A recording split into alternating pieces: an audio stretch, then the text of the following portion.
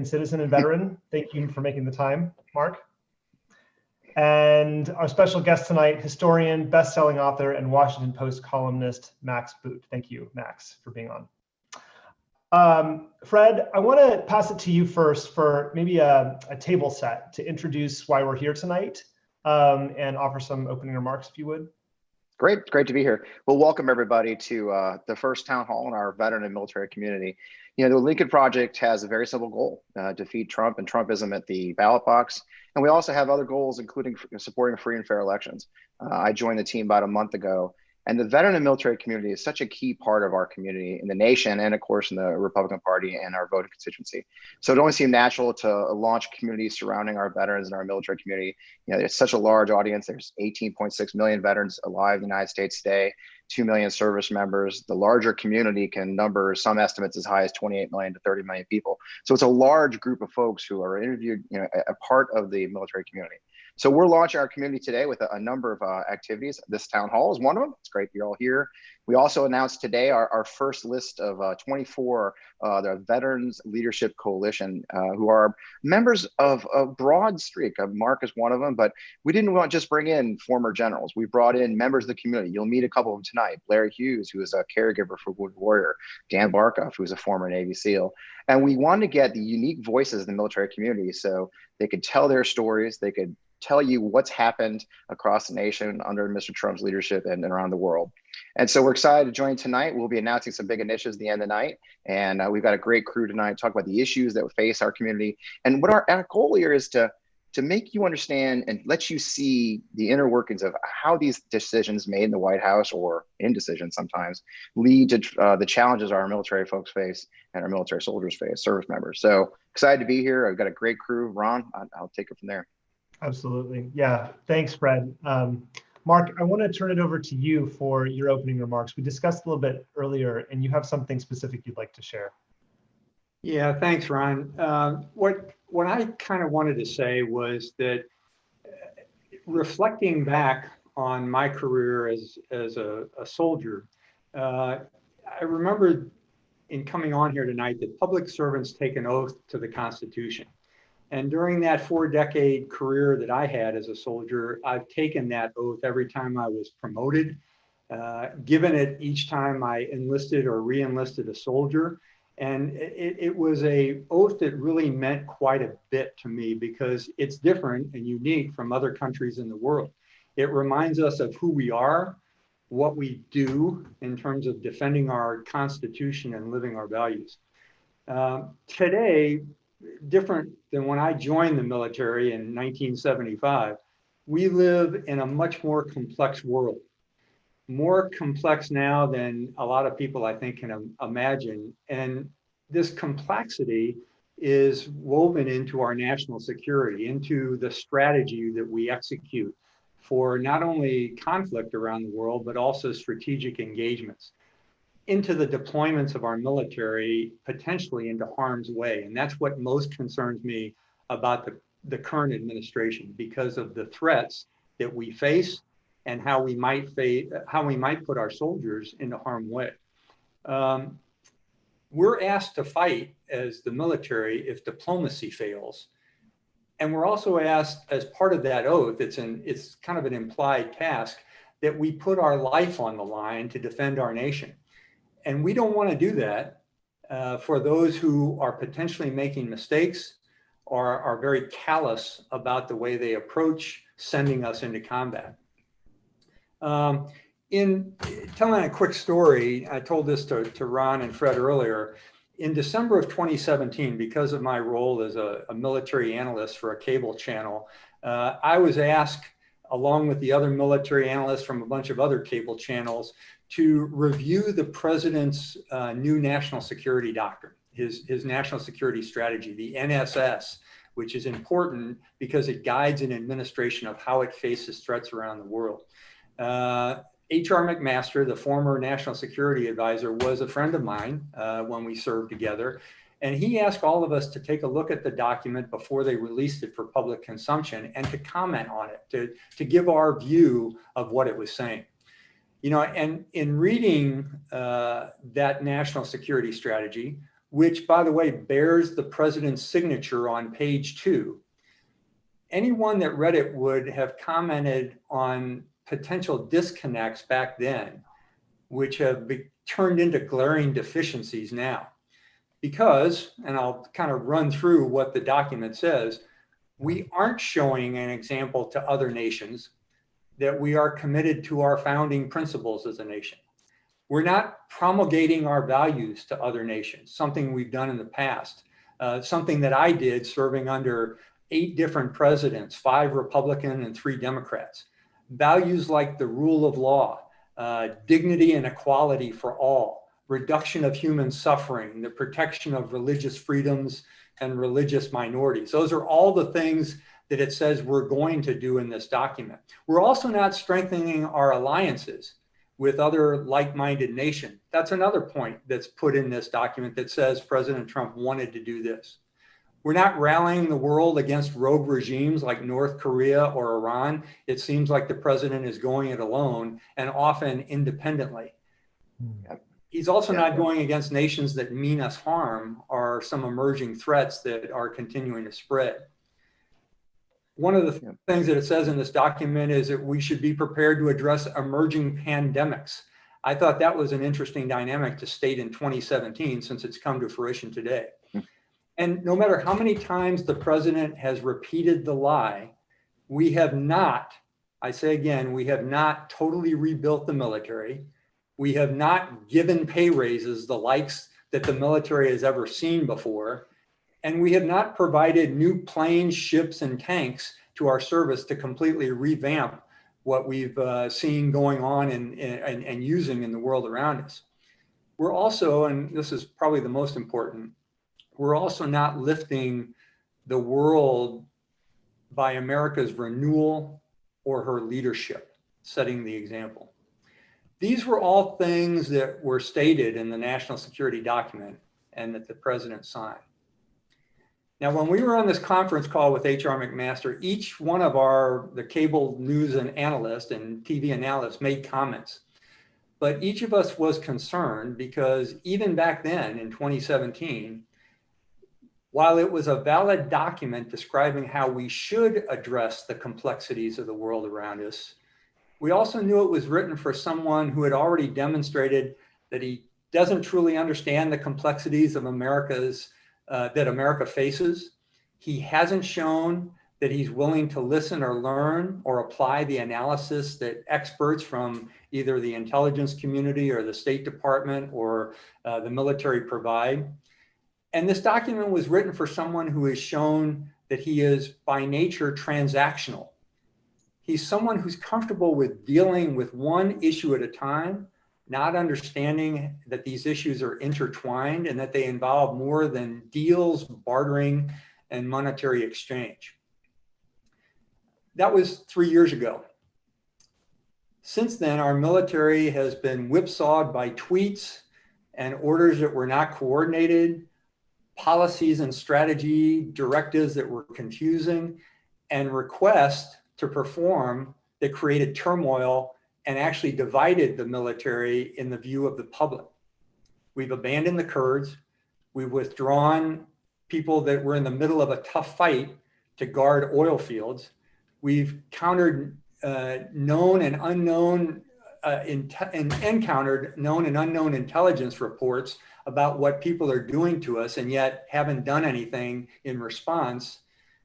And the president has interfered with military judicial system while announcing we would withdraw troops without the necessary coordination with our allies.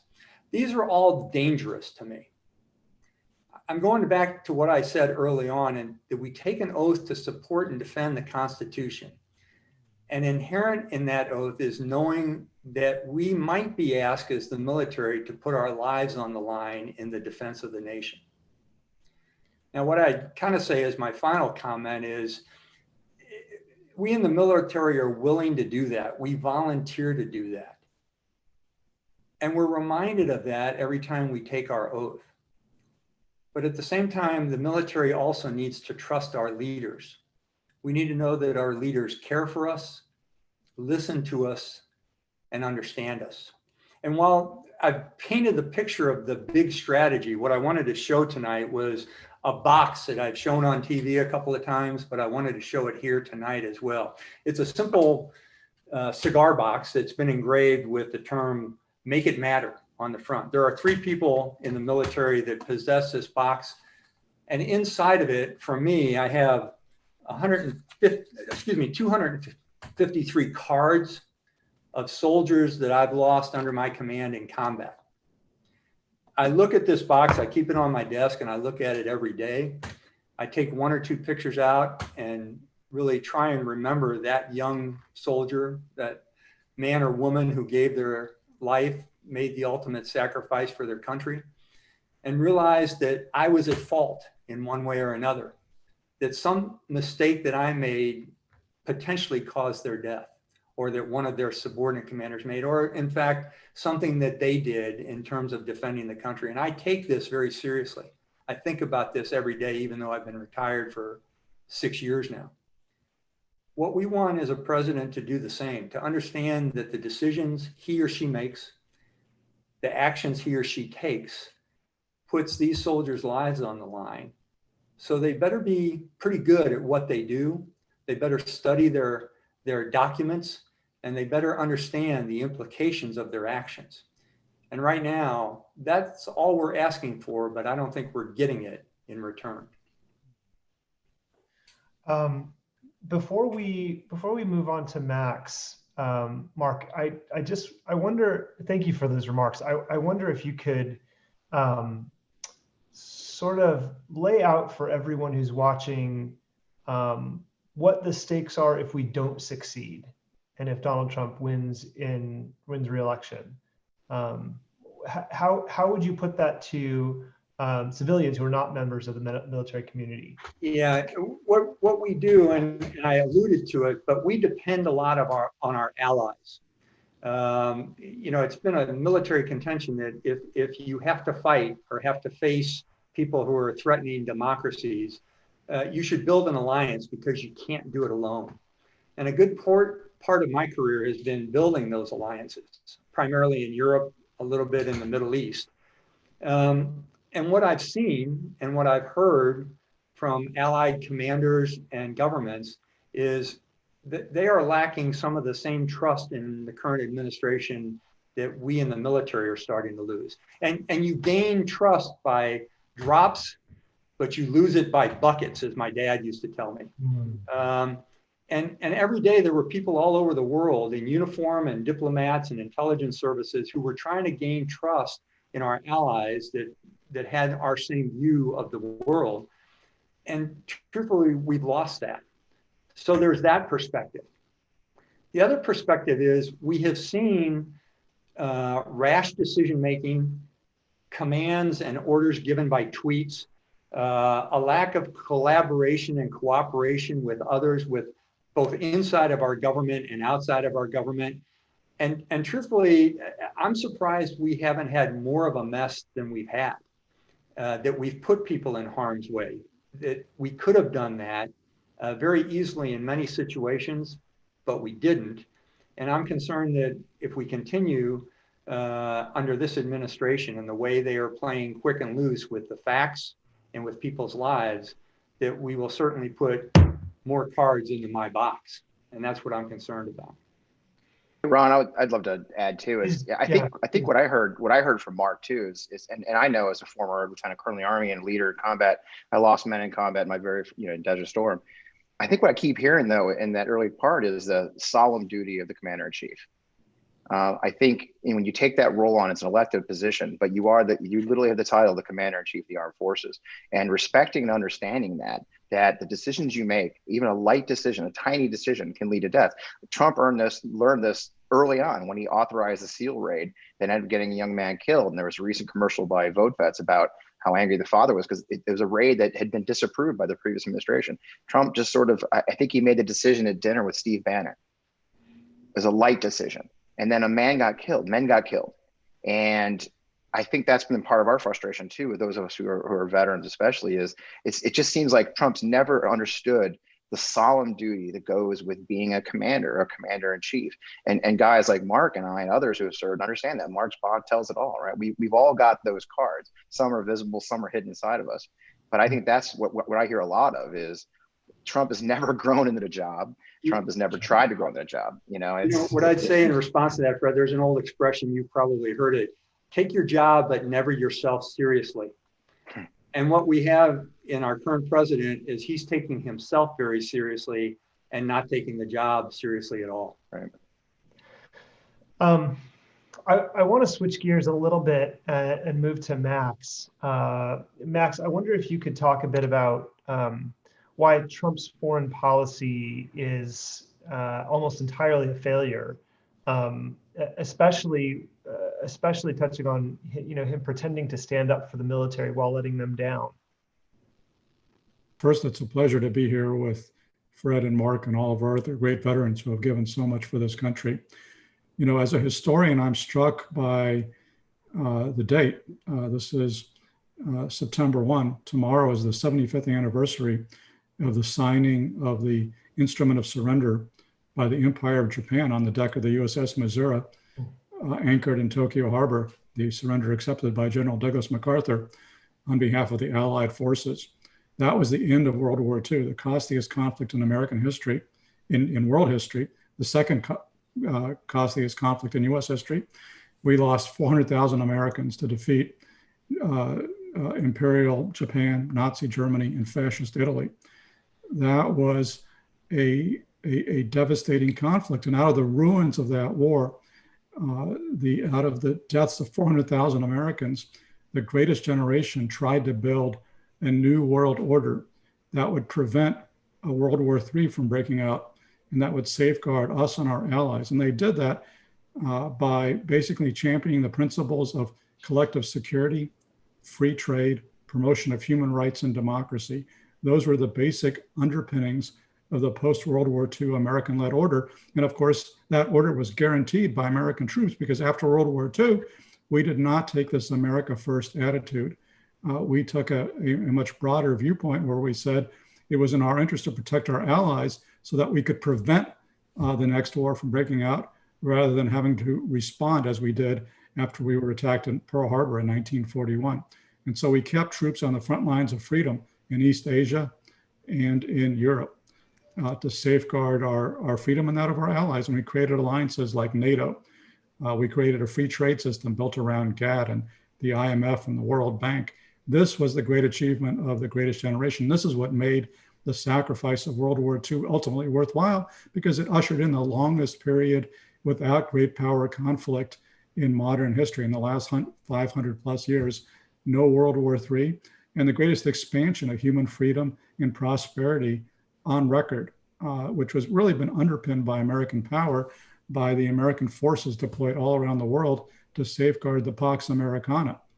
Now, what I'm describing to you used to be the consensus view. It was a view of American power and responsibility that was championed by Republican and Democratic administrations alike for more than 70 years. Donald Trump does not understand a single word of what I am saying. He is hostile to every tenet of the post-World War II order. It is telling that his foreign policy is called America First. That was the slogan of the pro-Nazi isolationists of the late 1930s, like Charles Lindbergh. That is the slogan that Donald Trump has chosen to resurrect, because he is actively destroying the post-World War II order. I mean, to me, it is shameful and humiliating what Donald Trump is doing. He is trying to demolish the institutions that we have built up over decades, one by one. One of the very first things he did was to pull out of the Trans-Pacific Partnership. He pulled out of the Paris Climate Accord. He's pulling out of the INF Treaty and other treaties. And most remarkably of all, this year, he pulled out of the World Health Organization. In the middle of the worst pandemic in a century, he pulls out of the WHO. I mean, this is colossal political malpractice. This is akin to prescribing bleach injections for fighting coronavirus, which, oh, by the way, he has also done. So he is demolishing the international institutions which have underpinned American peace, prosperity, and security for more than 70 years. He is alienating our allies. He has just chosen to withdraw a third of our troops from Germany, basically in a fit of pique with Chancellor Angela Merkel, because he doesn't like the way that she interacts with him. So he's going to withdraw a third of our troops, thus damaging the U.S. alliance with Germany. But that's nothing compared to what he did to the U.S. alliance with Ukraine, which is a frontline state whose territory has been invaded by Russia. And rather than sticking up for the Ukrainians, Donald Trump stuck them up. He tried to blackmail them into helping him politically, using his vast power as commander-in-chief for his own personal political gain. That's why he was impeached. That's why he deserved to be impeached. He should have been convicted and removed. What he did was an insult to the office and something that would have been unthinkable with any previous commander-in-chief. But for him, of course, it's utterly routine because he doesn't appreciate the power that he has. He sees everything in a dollar and cents perspective, and in terms of personal gain. His policy is not America first, it's Trump first. It's all about how can he personally benefit from this office. And so he is doing things like, telling the U.S. ambassador to London to move the British Open to a Trump resort. I mean, this would have been, the scandal of the century if it had happened under any other administration. With Donald Trump, it's basically one day of the week because the other four, he'll do something worse. But what he is doing tremendous damage to the U.S. alliance system at the same time that he is consistently kowtowing to the worst dictators in the world. He has held 3 meetings with Kim Jong-un, achieving nothing in the way of nuclear disarmament. North Korea has more nuclear weapons now than when Donald Trump came into office, but he has elevated Kim Jong-un, and he has literally said he is in love with this vicious tyrant who is enslaving his own people. I mean, that's disgusting for an American president to say he's in love with this vicious dictator. But clearly, Trump is also in love with Vladimir Putin. He refuses to criticize Putin. He refuses to defend America from Putin's attacks on our election system, which are going on right now. And instead of trying to defend America, Donald Trump is trying to silence and muzzle the intelligence community to prevent them from defending us from Vladimir Putin's attacks. And what was really striking to me is that Putin continues to transgress against America. Donald Trump talks about how he's a great champion of veterans. Well, right now, there are 2 Marine Corps veterans, Paul Whelan and Trevor Reed, who are in jail in Russia on trumped up, so to speak, charges at the behest of Vladimir Putin. Trump has not said one word about them, even though he brags about all the hostages that he's brought home.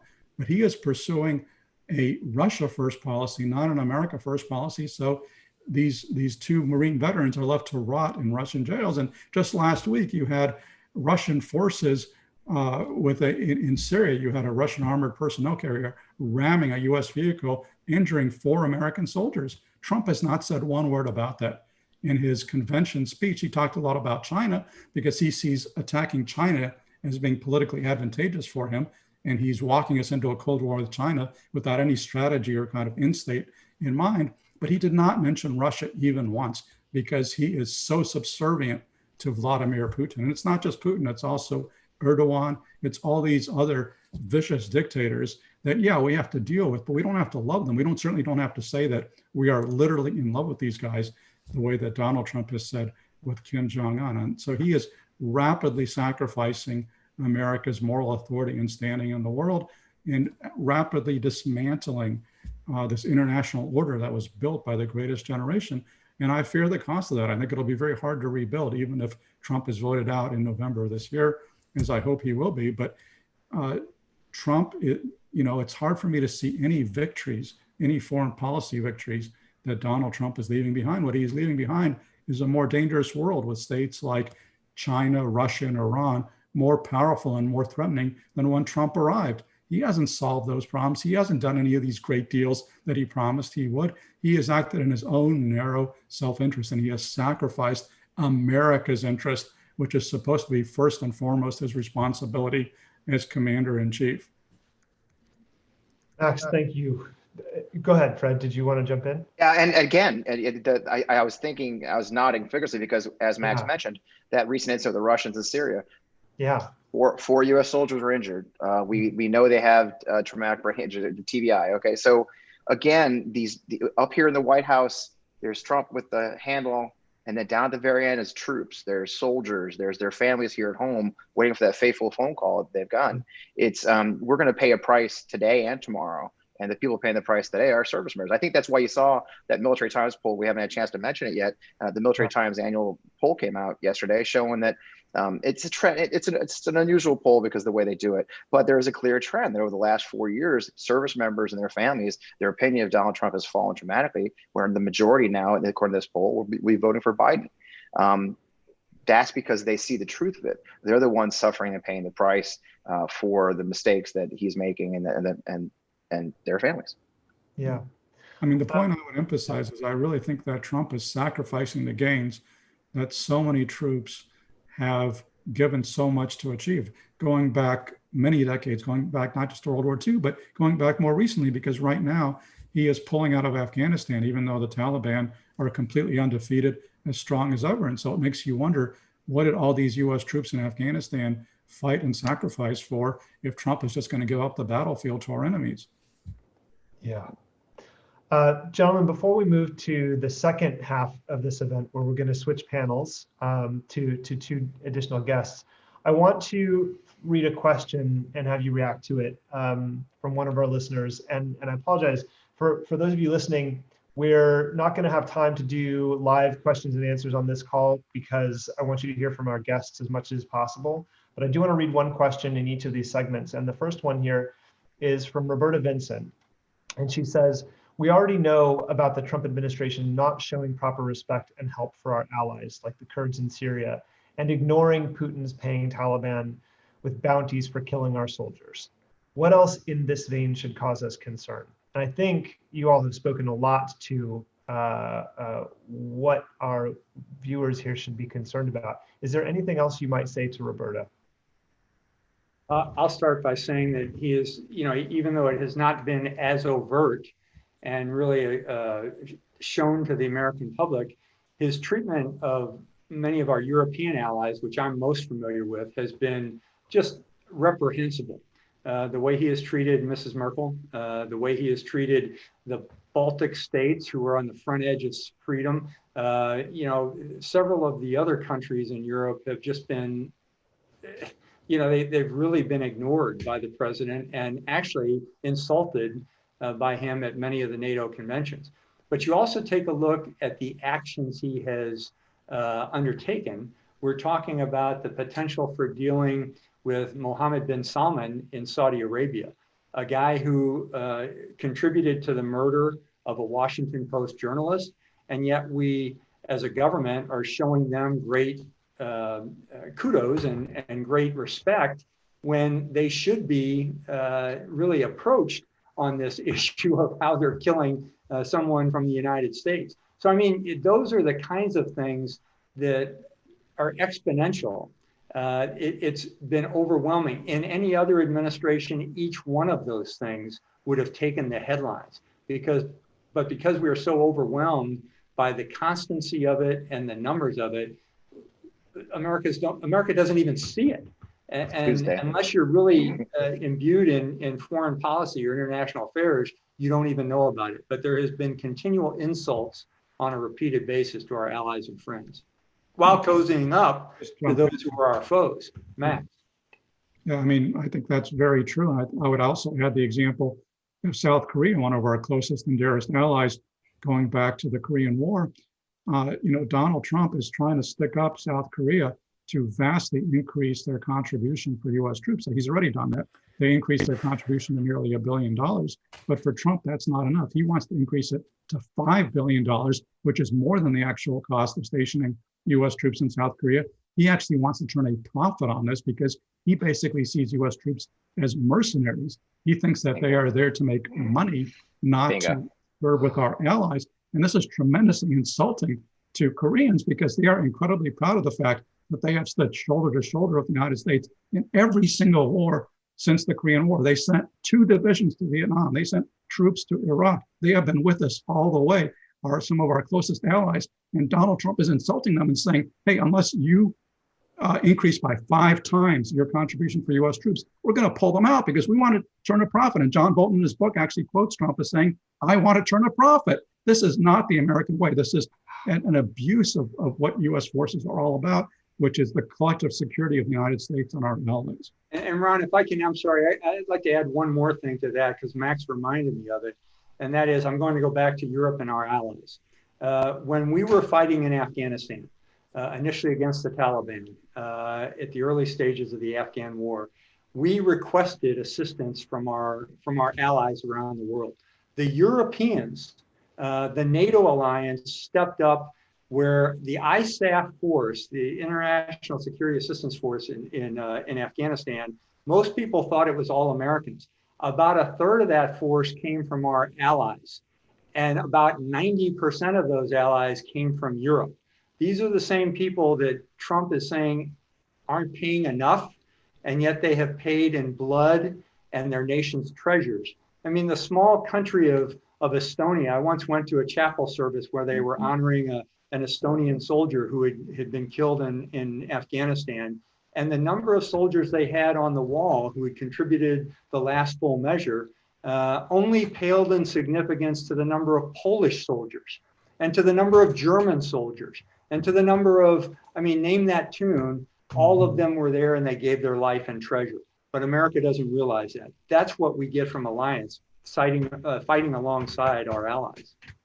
And I think the mercenary aspect is something to think about too. We've heard this over and over on Trump, right? We're going to send troops because remember when he sent troops to Saudi Arabia, he literally said, well, they're going to pay for them. We pulled out of Syria, we pulled off the line and abandoned the Kurds until they realized there was maybe because guards of oil. Trump's always about how he can money. Look, young men and women, our sons and daughters join the military for a lot of reasons.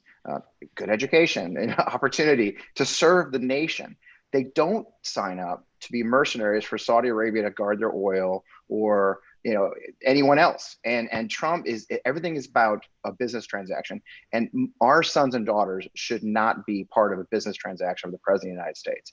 And then there's that long-term effect. What happens to the all-volunteer force when young men and women hear over and over that their lives, their potential lives, are a business transaction, that if Saudi or Kuwait or Korea can pay enough money that we'll put our soldiers in there to guard them for us. It's a misuse of our sons and daughters and a complete misunderstanding of what international relations and what foreign policy is about. Trump reminded that old chestnut about he knows the cost of everything and the value of nothing. There you go.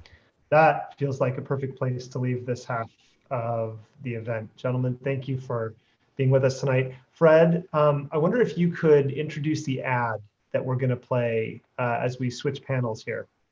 Yep, it's a perfect ad to introduce now. It's one of our older ads. It brings our friend Dan Barkoff to the stage. Dan is a former Navy SEAL. He's now an emergency room doctor. And he talks a little bit about what happens, the betrayal of trust that's occurred under President Trump, and specifically about the Russian bot. Thanks. My name is Dan Barkoff. I'm a 2001 United States Naval Academy graduate. I'm an ex-Navy SEAL, currently an emergency room physician and the founder of Veterans for Responsible Leadership. Months ago, Donald Trump learned that the Russians were paying bounties for dead American soldiers in Afghanistan. He chose to do nothing about it.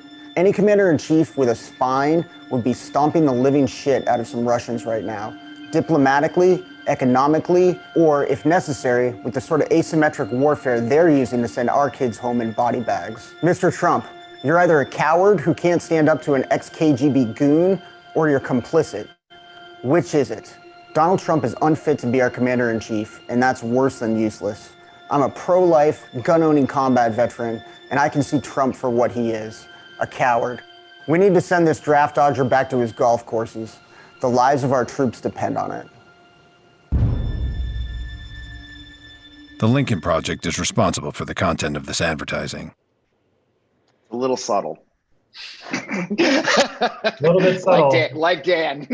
And here is the man of the hour. We're now joined by former Navy SEAL and current emergency room physician, Dan Barkoff. Dan, thanks for being on tonight. Thanks for having me, guys. I'm happy to be here.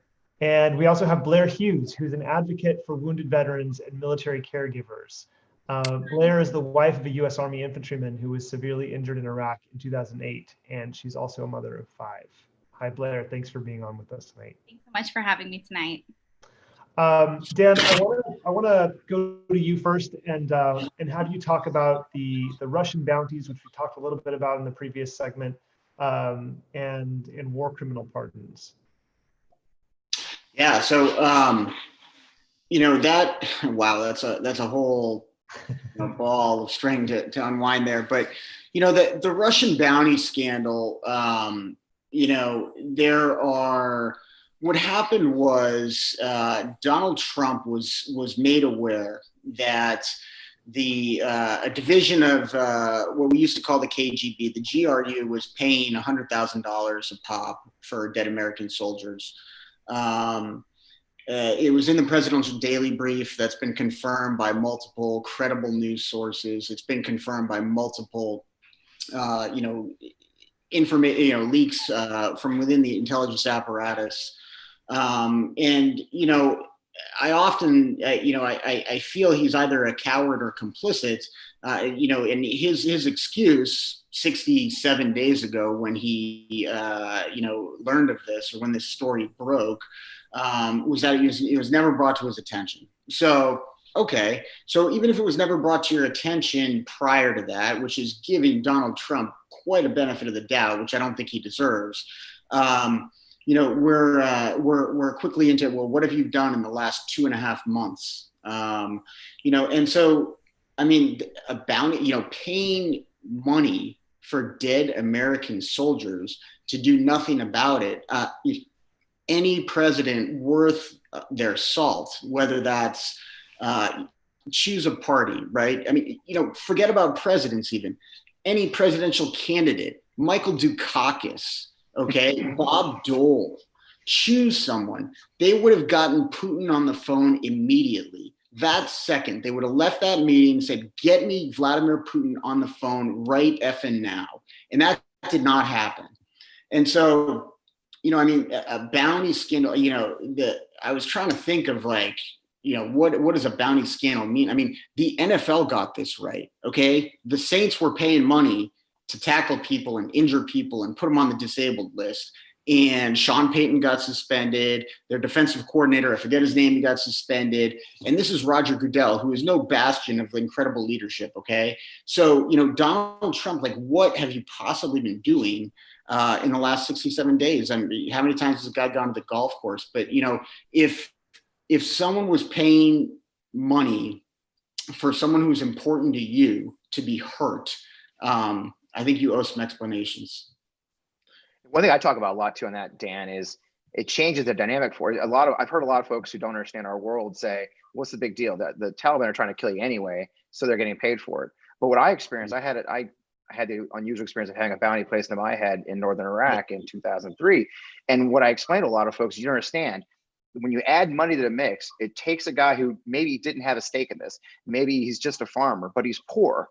And now, well, there's a bounty, there's money to be made. So you turn everyone into a potential killer, right? It changes the dynamic from the hardcore Taliban, the hardcore IS to any person. So now as a service member, you're going into villages and literally where you kind of knew there might be some insurgents, now it changes. You have to think in your head, darn, everybody in this village may want to kill me. And it's a change of that. Is that accurate, Dan? Yeah, I mean, absolutely. And, even, after 9/11, right, there were, I wouldn't say the Russians have ever been our allies, right? But there were certain interests that we had that we could work together on, right? The Russians had a problem in Chechnya. They had Islamic extremists, holding up, schools and, hundreds of people getting killed by terrorists. And, that coordination has since gone away. And, you've now got a commander in chief who is scared of Vladimir Putin. I don't see any other way around it. You can say he's either scared, incompetent, or he's full on a Russian agent. There's no other explanation. It's got to be one of those three things.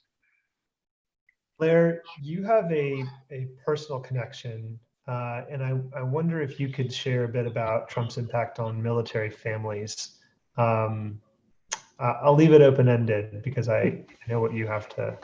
Well, thanks so much. I think I do want to say something about the bounties. I think that when Trump puts he can't even answer this question. And so what that says to military families is, if you can't answer the question that is at the forefront right now for us, how are you ever going to take care of things like moldy housing, contaminated water, the fact that 38 military treatment facilities have closed their doors to military families and retirees? If you can't answer the big questions when Putin puts bounties out, how can you ever drill down and get those foundational needs met for us? It does not sit well. It really makes me feel like, someone's asleep at the wheel right now, because we have no idea when those other things are going to be taken care of. And, for a infantryman to be in Afghanistan right now, and for his son to be in a bedroom filled with black mold, and he might have asthma and he can't breathe, and then he can't go to the military treatment facility, that diminishes readiness. Those troops cannot keep their minds on their jobs when they're worried about their families back home.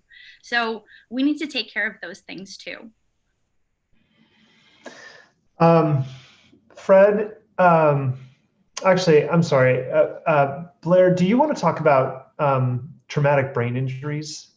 Sure, absolutely. Yeah, that's another thing that is very concerning. So back in January, Donald Trump said, we had this incident where Iran had bombed a base in Iraq. And there, at first it was 11 service members had traumatic brain injuries. Then it was 34, and now we know it's well over 100. And Trump said that he didn't think it was very serious. Well, my husband has a traumatic brain injury. In 2008, he was in his 10th explosion on his 3rd deployment. And he was medevaced back from that. And it took 3 years for him to recover just from the initial issues. He couldn't see, he could only see shadows. He didn't know our children's names. And I mean, he had to do everything all over again. He had to learn how to read. And for Trump to say that that's not very serious, that impacts my life every single day. Every single day we wake up and struggle to get ready for the day, to brush teeth, to get dressed, and we make it. And things are going well because of how hard my husband fights, but not thanks to anything that Donald Trump has done to help out. I don't think that he understands the struggles that military families go through. And considering that traumatic brain injury is the signature injury of this war, there are over 300,000 troops that have traumatic brain injuries to some degree from deployments. And those symptoms include migraines, light sensitivity, anxiety, personality changes, memory problems. A lot of the symptoms overlap with PTSD symptoms, which makes it even harder to differentiate. But for him to be so grossly dismissive of this signature injury of the wars that we've been fighting for so long, or just like Dan said, to be misinformed, is absolutely unacceptable. We need somebody in leadership who understands what we're dealing with and how to help us. And that kind of gets to the difference we talked about before, Ron, right? That the Bidens, by the other hand, if we're going to talk about the other candidate, they're actually a military family. The Bidens sent their son Beau to war. He served in Iraq in 2009. They know what it's like to sit by that phone, worry about the knock of a casualty assistance officer, even as this vice president, that it's a unique community, the military community, the things we do, the little nuances of our culture, which you've heard a couple of tonight, but that's one, right? And Blair, right? That cold fear you get when you get a late night knock on the door, that perhaps the reason you haven't heard from your husband in a couple of days on text message or email is because there's somebody coming to tell you he's not there anymore. The Bidens have experienced that. And so I think that brings a very unique perspective on military service. As a military parent, we can't dismiss the idea of being a Blue Star family member like the Bidens are. And not to mention what Dr. Biden, did with joining forces, which I know you had some experience with joining forces, Blair, right? Yeah, Joining Forces was a great program. It was started in 2011 by Dr. Biden and Michelle Obama. And it was essentially this platform for military families to say, hey, this is what we need. And they brought together government officials, the administration, businesses, and nonprofits. And it gave us this soapbox to say, this is what's going well for us, and this is where we need more help. And it really helped so that nonprofits weren't duplicating services. It was so essential.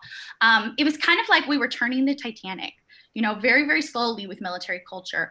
We, even knowing about what traumatic brain injury was and how those guys need to be pulled out. I mean, one of the reasons that my husband's brain injury was so bad was because they just kept mistakenly sending him back in and thinking that it was not serious, when in fact it was. It ended up being cumulative damage and he had a brain bleed. So we've moved that slow Titanic, and we've done that all together with Joining Forces. And then the Trump administration comes along and you think, okay, new leadership, we can keep going with this. They completely scrapped Joining Forces. Why? It makes no sense. It was our one way to have a voice as military spouses. And now we have to pound the pavement again and do it like we always did before 2011, where you're on your own. You have to go and get what you need by yourself. And it just doesn't seem like anybody's looking out for us anymore. I want to get to one of the questions from our listeners here. And actually, there are a ton of really good questions. I was just reading the folks who are listening live. But this one is from Kelly Dulka. And she says, how are the mental health needs of veterans being affected by the delays in getting medications via the USPS? This is urgent and potentially fatal to veterans with PTSD. Blair, do you want to speak to that first? And then Fred, I know we have some other things to talk about with the USPS. Yeah, I know that right now there are over 30,000 veterans who are waiting for medication from USPS. And some of those are life-changing medications. They need them, whether it's for diabetes, heart issues, or those psychotropic drugs that people are taking for PTSD. You can't let those levels go down. You need to keep them stable. It could be very scary when people have issues with that. It's so important. There are so many hurdles that we have in spite of all of this. And then to put these things up, it's like someone's trying, they're like out to get us or something. It's crazy, but that you have to think that. Why would somebody not give you the medications that you need, that your family needs? It's nuts. Fred, do you want to talk a bit about military ballots? Shall we switch gears a little bit? Because we've got another question in here from Caleb McDaniel, which, we were planning to talk about this anyway, but he says, what can active duty military members do to make sure our ballots return home safely? And while we're on the topic of USPS, I think we need to talk about that. Yeah, and actually, Blair I think you just did a video about that. It is so key. All of us who served, Dan, me, and Blair and her family, and you've been overseas. We've always been absentee ballots. I was a resident of Missouri for about 22 years after I left Missouri. And I never got to a ballot box. I retired, and so important to us. I've voted from around the world. I've voted from combat, for goodness sake. And so it's such a cherished tradition within the military community. Another one of those world cultural touch points we talk about. So it is key, and we can't trust it right now. Let's not mince words here. Postmaster DeJoy, President Trump, and with the willing happiness of Mitch McConnell, because we just found out that his own PAC super guy is running the darn postal service. It's the confluence of events of a corrupt party, and what's happening then is they're slowing it down. And what's the key to it? It's timeliness. They tried to like gaslight us during that hearing the other day. Oh, don't worry, we've handled Christmas, and everybody gets their packages. Yeah, but if my ballot's delayed 3 weeks, it doesn't count. Yeah. And so we are telling service members, we're telling everyone in America, frankly, this is one of those great issues that does affect us. But like everything in America, we represent you. We represent the United States of America. There's a saying that the military, the all volunteer force, is a direct reflection of the society it represents. And so the problems we face are yours. Saying that, send it in early. Mail your ballot by, if you've made your decision, which frankly we think a lot of us already have, mail your ballot by mid-October. Same thing with our overseas service members. You've got to get it in. The military does have a unique postal system. It's gathered by them and shipped all the way, I think, to New York before it's given to the USPS. And so I think I have faith that the United States military's postal system will work, but it is such a key point. But it is about timeliness. And I think that's what we've been saying. Blair hit it perfectly. It doesn't do any good to get my medicine if it's 3 weeks late. If I wean off my antidepressants, bad things happen. And so there are delays, the way they're trying to play these little games, the way the Nevada law, for example, is written, that a ballot that arrives 3 days after the election no longer counts. Well, great. We just told them that all they got to do is delay our damn ballots for 3 days. And so we are truly having our democracy undermined by this. Dan, you've voted from overseas, I know. Yeah, so it's a really, it's an incredible issue. So I've seen both sides of this, both as a veteran, but also I've actually worked at the VA. I don't currently work at the VA, but I worked at the VA in Albuquerque, New Mexico, and saw, was privileged to take care of, vets coming into the emergency department. And, they really, truly do depend on those medications from the VA, which are, by and large mailed. 80%. Yeah. And the, anyone who's in healthcare, I mean, I'm sure there's some people listening tonight who are in healthcare. When you go off your meds, whether it's you've got congestive heart failure, you've got, hypertension, you've got depression, you've got PTSD, all of these things, these are medications that work over time. So it's, it just demonstrates again, a complete selfishness, a complete, I will just burn down everything in my solitary pursuit to get reelected because it strokes my own ego.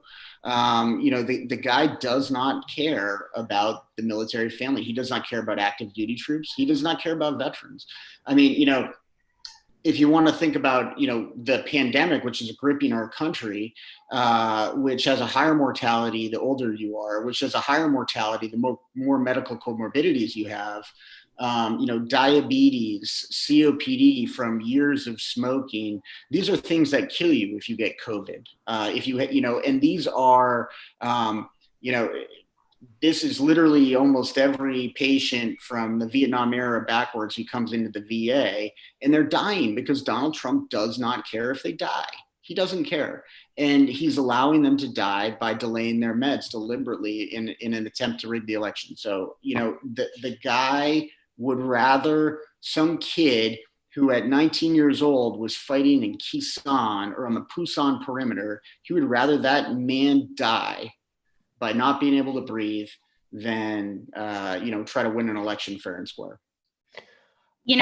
I think it's, I'm going to get it wrong, but I can't remember if it's PTSD month or if it's suicide awareness month. Right? It's suicide awareness as of today. Thank you, Fred. And so they really do go hand in hand though, right? And to not have those meds at this time of all times, it's like you need those to be stable. It's terrible. Like I can't believe that anybody would do this, let alone our president. Blair, you mentioned something earlier when we were talking before the event about, speaking of PTSD, about moral injury. And I wonder if you could share with our viewers what that is and how it relates to PTSD and how it relates to this conversation about readiness and Donald Trump's effect on the military. Right. Yeah, I'm probably not the best one to actually talk about that here because I think that probably the two vets could talk to it a little bit better than I could, but I'll try. Moral injury is kind of goes again hand in hand with PTSD, but it is that sort of sense of survivor's guilt where you feel like you could have done more. Mark Hertling talked about his box that he has all of those cards in. And when you're faced with those decisions and there are people under you, you think about them every single day. And for people who don't have to make those decisions on a daily basis, I mean, I don't, and I never did. But the fact that my husband did is, I can't imagine what he goes through. So I'm sorry. Fred, can you say anything else about that? I might have time talking myself. I've been very open about my mental health challenges I've had for my service and my life experiences. I lost 2 men at a very young age in Desert Storm, my first combat experience. It's one of those stories. It's a mission I was supposed to go on. They did a little intervention because we only needed 2 of the 3 aircraft we fly, and they felt that I was the most junior pilot, so I shouldn't go. They went. They didn't come back. And so as a young officer, as a young leader, you carry that. You carry that. Sorry. I think that anybody you carry right that now, with you. Yeah. They know that Donald Trump doesn't have that feeling. He doesn't have that empathy. And Correct. he's an empty person. And how does that play out today? It plays out in every way. Yeah. It plays out. I talked to special operators, and I bet Dan did too. We talked to special operators in Syria when we got pulled off the border of Syria and left the Kurds to die. There's no way to split that hair. Donald Trump made a decision to abandon our allies who had fought by our side since the beginning of the Iraq War, and then through Syria. The reason we defeated ISIS was because of the Syrians. They did the majority of the fighting. And then he made a conscious decision in the collaboration with Putin and Erdogan to walk away from those Kurds, and they got killed. And I've heard some horrible stories from special operators who were working with the Kurds. They had to leave their allies. Imagine fighting side by side with somebody for months, multiple tours for the SEALs. And then to say, guess what? My commander-in-chief said, no, peace out, and then drive out knowing you're leaving them and their families to die. And I think that's what we talk about the more. That's the effect of a presidential decision that trickles down to our sons and daughters and the lives they lead. And again, war doesn't end when the war ends.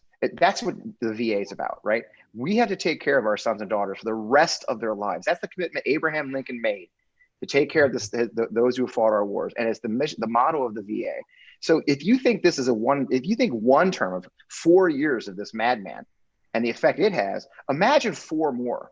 What is the damage he'll do to our military? What's the damage to do to our military families like Blair, the veterans that don't get the care they need, with 4 more years? And by the way, 4 more years where he doesn't have to pretend he gives a damn what we think. Yeah. That's what scares me.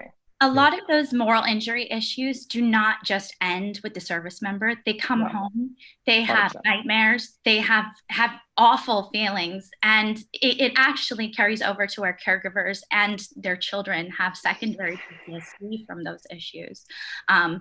All of my kids are in therapy. I'm in therapy. And we wouldn't be if he had not been in those combat situations. And you know what? That's okay. We will bear that burden, but we cannot do it without someone who understands what we're going through in leadership. Right. We need that help.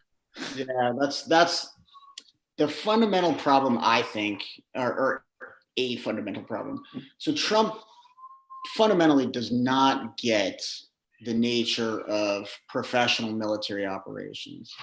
And, he is a guy, and it gets to his pardoning war criminals, but he is a guy who thinks that, a war is like a Liam Neeson movie. It's like the movie Taken.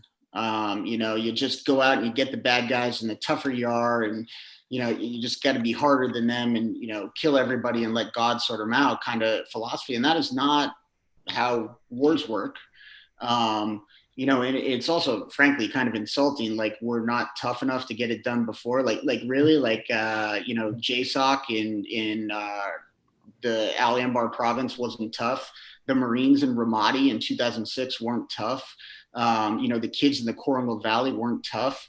Donald Trump has no concept of the profession of arms. And, since we did away with conscription at the end of the Vietnam War, we have been a professional military force. And right now we're seeing the problems of having a commander-in-chief who fundamentally does not understand that and just watches too much damn TV. I mean, the guy thinks that, this is, Tony Soprano or whatever. Nothing could be further from the truth. And, Fred and Blair's story, I think really, it should make you think a little bit about the real world implications of having someone who, just doesn't get it. I was just scrolling through the chat and I saw someone asked a question about veterans healthcare and that President Trump says that veterans healthcare has improved. And probably to the audience we're talking about right now, we don't need to tell them that it's a lie that he signed in the Veterans Choice Act, that Obama actually did that. Whether or not you like President Obama is irrelevant. Trump didn't sign that. But something that just came out recently was that there are I think it was 2,900 plus veterans right now that have died from COVID in VA patients. And the VA patient rate that they're dying at is 1 in 18 positives. So there are 18 positive cases and every one of those is dying under VA care. That's an issue. And I know that he wants to put his head in the sand on that, but it's something that if we're talking about veterans healthcare, that we cannot not address the issue of coronavirus right now. We need more testing done at VA facilities. There are so many great questions in the chat. I just there's also a question about food insecurity and military families. And that's another thing right now that is huge for military families. There are so many lower enlisted families, especially, that are on WIC. And when you're overseas, you end up on WIC. And that's great that we have those programs, but we need somebody who understands that that's what we're dealing with right now, that military families wonder if their cupboards are going to be empty while their spouse is deployed. It's not just the deployment and then you get Tinker Tape Parade when they come back and everything's happy. You have to pay your bills and make sure that there's food on your table. My sister is an Air Force spouse and her neighbor has a hole in her ceiling in her on-base housing. And I said, how long has that hole been there? And she said it was from Hurricane Matthew in 2016. And I was like, is water coming through? This is on-base housing. Just when it rains. Just when it rains. No, they fixed that about 2 years ago. So it took them a year to get out to actually stop the water coming in, but they still have a hole. And what's the punchline to this? And there's a punchline to this, Blair. And the punchline is military construction. Where'd the money go for military construction? Middle school at Fort Campbell, daycare center in Germany, where the money went? They took the military construction budget and used it to build the damn wall, 5 miles of wall. So we've got family members in moldy housing. We've got housing. We got daycare centers falling apart. We've got schools not being built. And this administration, with the complete compliance and happiness to serve, DoD Secretary Jesper, happily giving up our money for our military families to build a stupid wall. And that's really it. I mean, and so you wonder why military families are turning on this administration. They see their kids going to middle schools falling down. They see their family living in moldy housing, and they see the money being pulled happily by their defense secretary and sent to build a wall to honor this brutish man's ego. And I think that's maybe where we should probably end it. Yeah. Probably end it there. There's so much more we can say. We'll have more. We'll have more. Yeah. So there you go. We got 8 weeks. There's so much more to say, and there's so many people who are absolutely outraged, but there are a lot of people who are asking, what can we do? And I think that's the question that we need to end with. So Fred, I'm going to turn it over to you in just a minute, but everybody who's listening right now who RSVP'd for this event, you're about to get an email. If it isn't already in your inbox, it will be in the next few minutes, with a link to a Facebook group where we're going to be organizing veterans for our military coalition. And when you get that link, it's a closed Facebook group, so there'll be a question or two at the very beginning that you'll need to answer in order to be let in. But that should be coming over to you very shortly, and we hope that if you are a member of the military or veteran, that you will join the community there. And Fred Or is family member, or family member. Or We want family family member. members too. family We want member. Blair. We want Blair in there. I'm not going there. Blair's Family not there. members Absolutely. keep the home front running. We can That's right. definitely help out. So we'll be there. And look, you do not want to piss off an Army wife. I don't know. I just Hey, I've been around for a infantry while. wife. Fred, do you want to share with folks the purpose for the group, the community we're building there, and what they can do?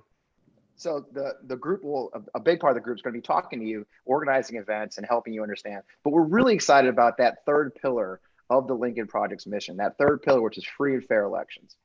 And it's good to have a doctor with us, Dan Barkov, and a partner as the head of Veterans for Responsible Leadership. But we're partnering with Veterans for Responsible Leadership and Wall of Vets, which is a great organization coming out of Portland, and Veterans for Responsible Leadership and us to do something that really isn't that partisan. We have never had an election that's more in danger because of a confluence of events, not just Donald Trump, but the COVID-19 crisis, which Dan can talk about.